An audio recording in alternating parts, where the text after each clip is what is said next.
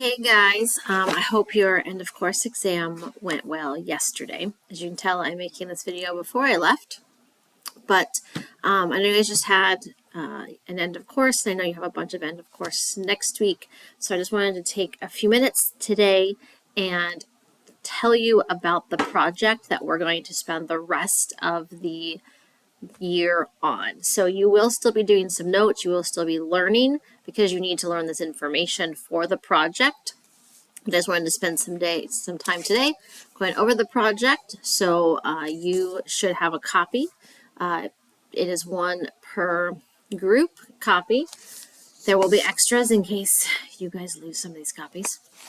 But this whole unit is on ecology, and the point of ecology is to study how the environment works with us, how we work with the environment, how the environment supports us, and how we can take care of the environment. So we're going to learn all sorts of things, greenhouse gases, our ecological footprint. We're going to learn how cycles happen, like the water cycle and the carbon cycle and nitrogen cycle, which I know I taught most of you in middle school, so that should just be some refreshers. A little bit about biomes, just kind of what some biomes do for the environment, all because instead of having a test at the end, we'll have some small quizzes, but as a test at the end of this unit, instead of a test, you're going to do this project, and it's called Design a Green Island Project. You've heard of that term, living green, thinking green, and it's just saying, what is the best way that I can use the environment around me without damaging it? So you see a lot of that. The whole big thing now is like,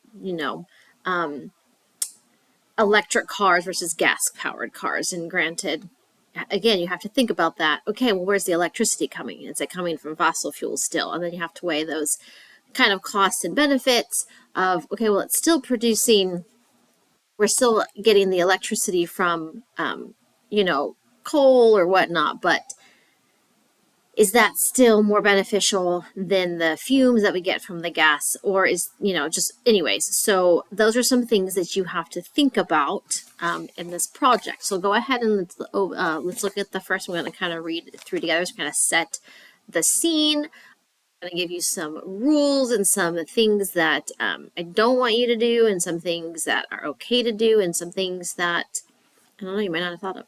So in the year 2100, a new island has been discovered that is completely untouched by humans.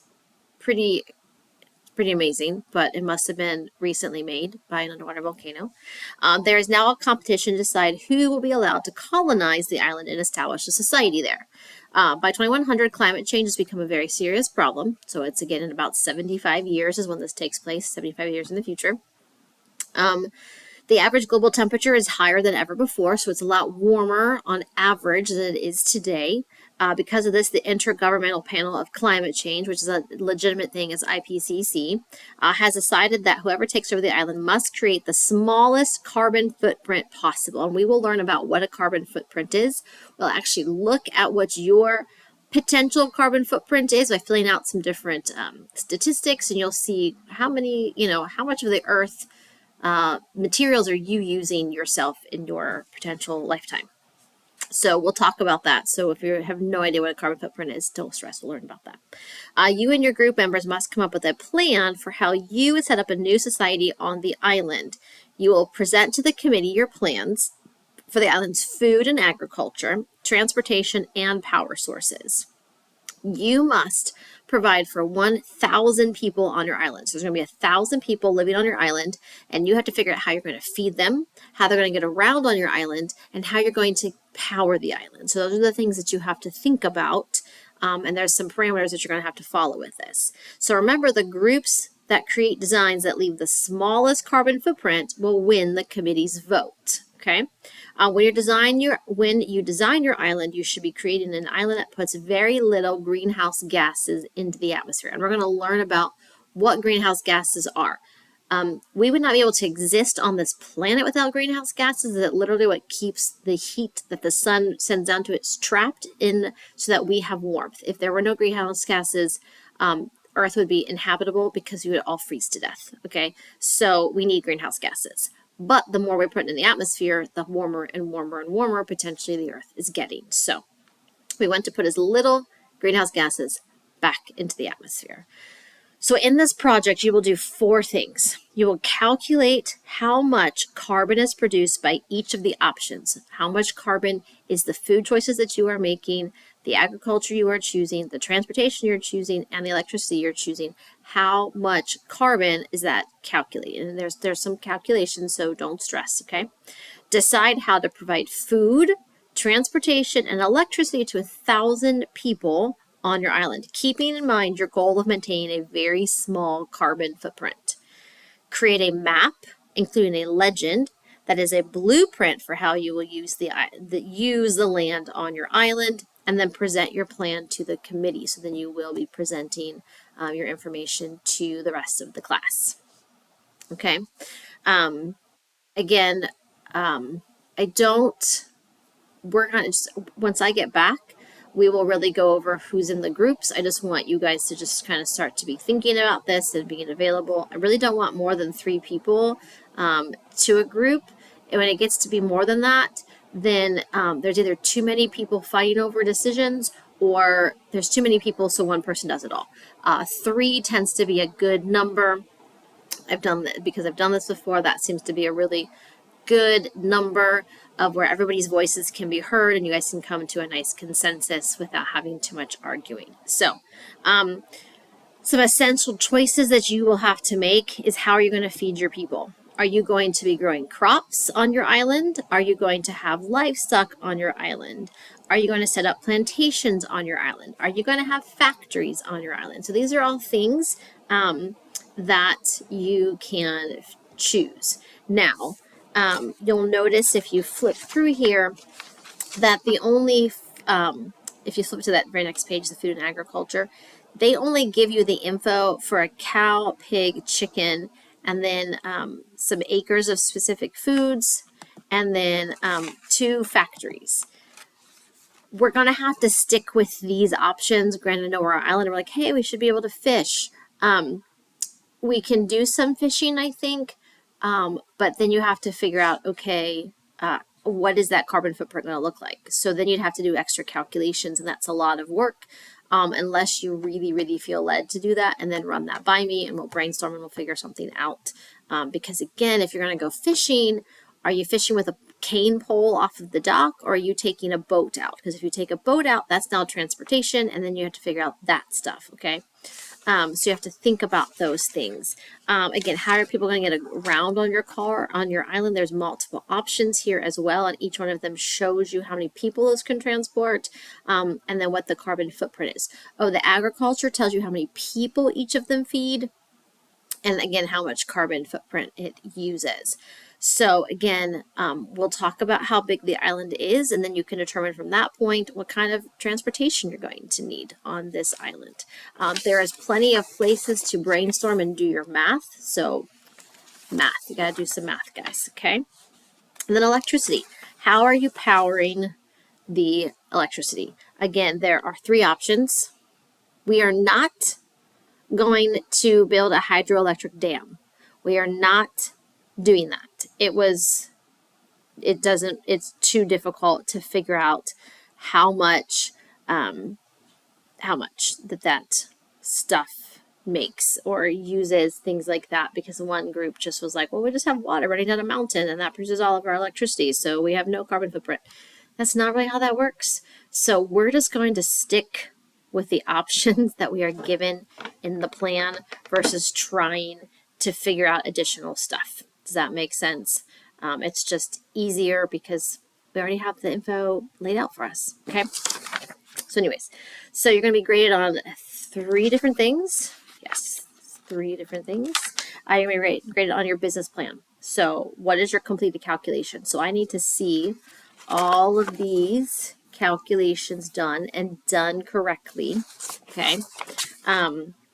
What are your final decisions? How many chickens, cows, pigs? None. Everyone's going to be vegetarian on your island.